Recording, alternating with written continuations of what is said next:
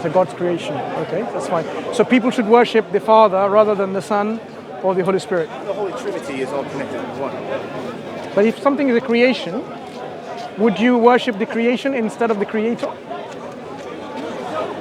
I worship all, actually. Why do you worship part of the creation? Because we're beautiful. God's creation, all of us. Does God beautiful. approve us worshiping the creation? If you worship a rat, would God be happy with you? I don't see why not. That's perhaps your particular feeling, but what is the message and guidance from God about worshiping whom? Because the Old Testament, if you look at the history of how God interacted with human beings, especially the Jewish people in their history, where God says, I am God and there's none else, and you should have no other God besides me. You should worship none but me. So God was quite explicit in terms of saying, without any ambiguity, do you agree that you should not worship anyone other than me? If you're now saying it's okay to worship a rat as well, that goes against what God has already mentioned. What do you mean by worship? You didn't say worship. Appreciation of creation. I say worship. For example, when you give all your reverence and thanks and glory and gratitude that is only deserving of God, and you do that in the way that He's the only one who deserves your utmost gratitude, your utmost, love, that is what we say worship. Now, would you give that to a rat? A worship to a rat. In the way I described when you worship God? I don't think so. Appreciation to other creation. No, we appreciate God's appreciate creation. you, my friend. That's not worship. That's not worship. That's not worship. So if somebody really worships a rat or another human being, a Palestinian human being or an Indian human being called Krishna, if they worship someone with all their heart and their mind and their soul, not just appreciation, would God approve of that worship? I don't think. God says no. Then He wouldn't. If you believe in those words. Yeah, God actually mentioned this to all His prophets and messengers as time has gone by. 2,000-year-old text is a lot of it. How factually true it actually is. You're saying God said that, but mostly you're having human beings who wrote that hundreds of years after it actually took place. So you're worshiping the words, it sounds to me, which is just as bad in my opinion. But that's when you have not confidence in the preservation history of the text that was initially given from guidance from God. Like if the Bible has undergone corruption in the forms of additions and omissions and alteration throughout history, then you can say that. But when you compare the Quran, which we say is the final revelation from God, the preservation history of the Quran is amazing. And this is why we can have the confidence that what we read or recite or memorize today is what was left by the Prophet. Even if that's true, and I don't know, I've never read the Quran, I would like to read the Quran. Words are not the truth. Words can maybe point to the truth, but words can never be the truth. Words are pointing to the truth, right? Words are simple. Yeah, words are pointing to the truth. Reality, words can never, you have to experience it. That's why prayer, I imagine it's prayer is fundamental to Christianity also. Meditation is Buddhism. Only by experience can you reach that higher reality. Words themselves, my friend there, because he goes to my church, you guys fight over the words. It's not the highest reality. Do you think it's possible the reason why they don't give the words the authority because they know the words are corrupted? But if you rely on your personal experience. Words are limited. Okay. Words are created by humans. What about the limitations of human experience? Well, that's true. We are limited. Yeah, exactly. So if people try to use their experience to connect to God, people can have different understanding of who God is. If you think about the understanding in Zainism, exactly, in Buddhism and so on, yeah.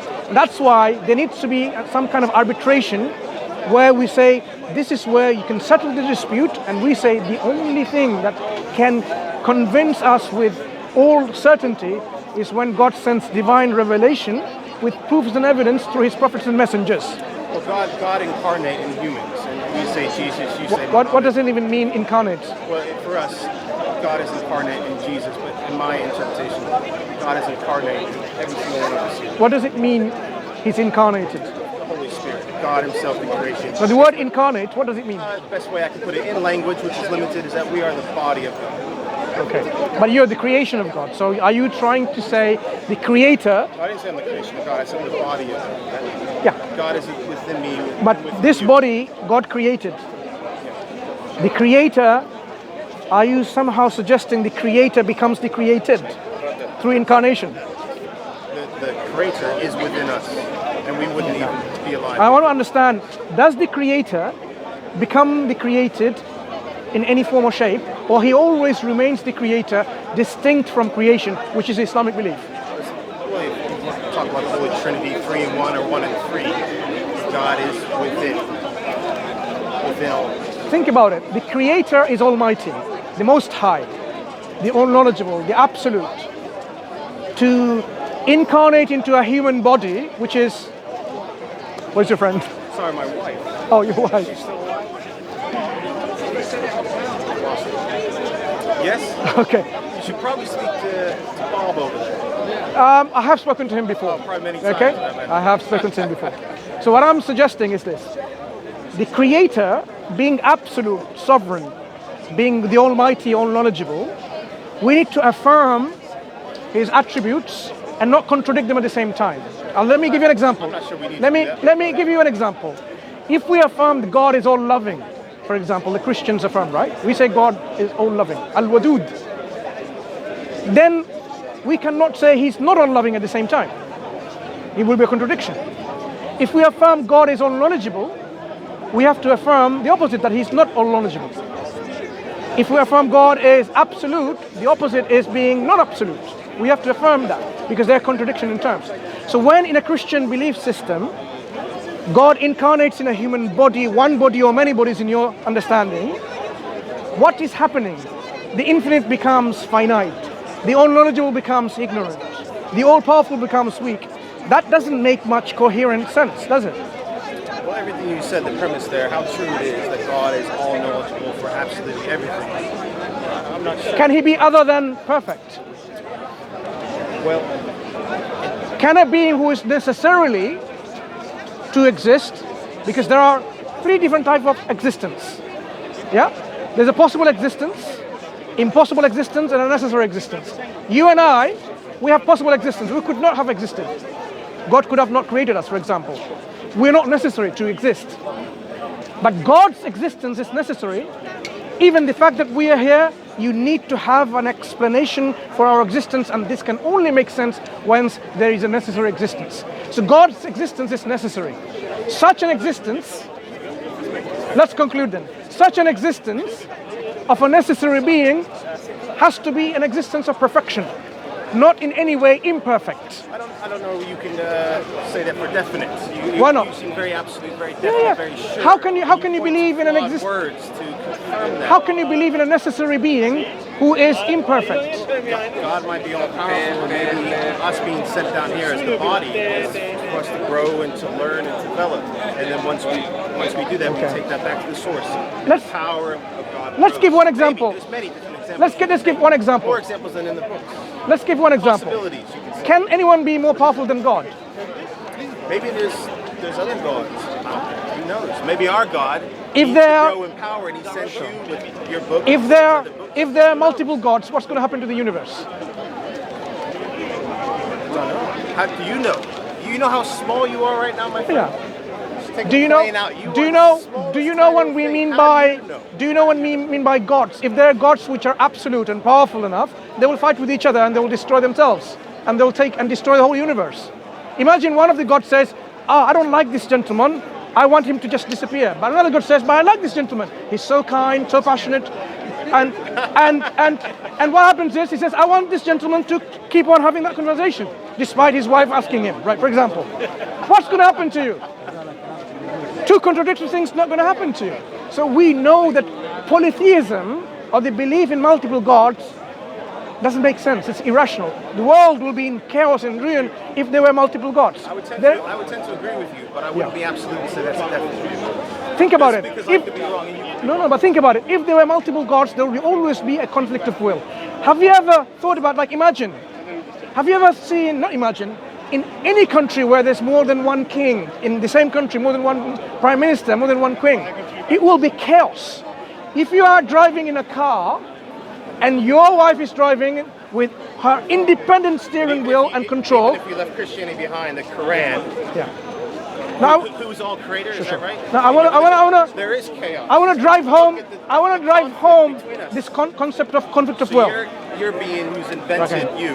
Okay. There's chaos all Sure. over the earth, and there has been You in have- the Muslim world for a very long time. You have free will. So does your wife, right? Exactly. So she's sitting on the left and you sit on the right on the same car with two different steering wheel and controls. Your wife decides, I'm going to take the car to the north, and he said, I'm going to take the car to the south.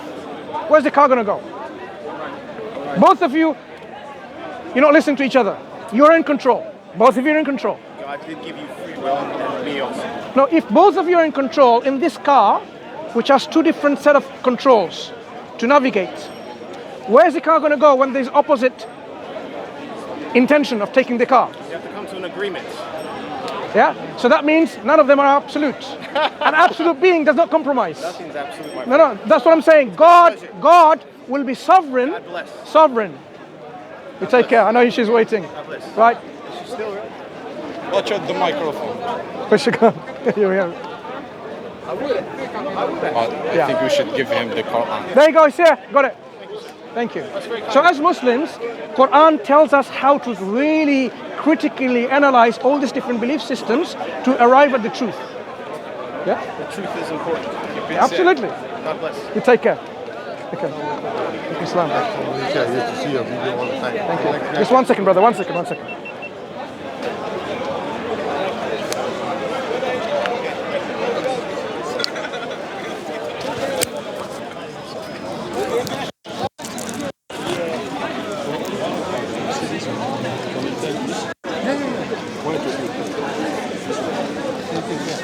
Oh, here, yeah? The voice is good. Oh, Yeah, yeah.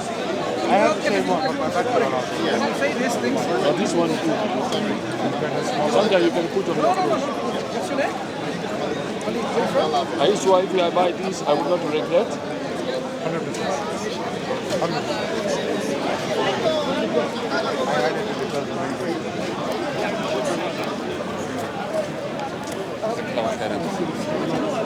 And in the night is good. That's the problem, only problem.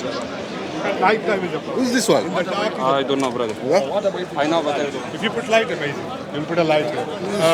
No, brother, I think that's... where is he? He's a Christian. But he believes there can be more than one. A Christian believer. This is one, yeah? Is this your one? This is my one. This is sfdawah. Which one's this one? I think this one might be Yeah, maybe, yeah. maybe keep it onto his thing. Oh, yeah. It's your problem, yeah?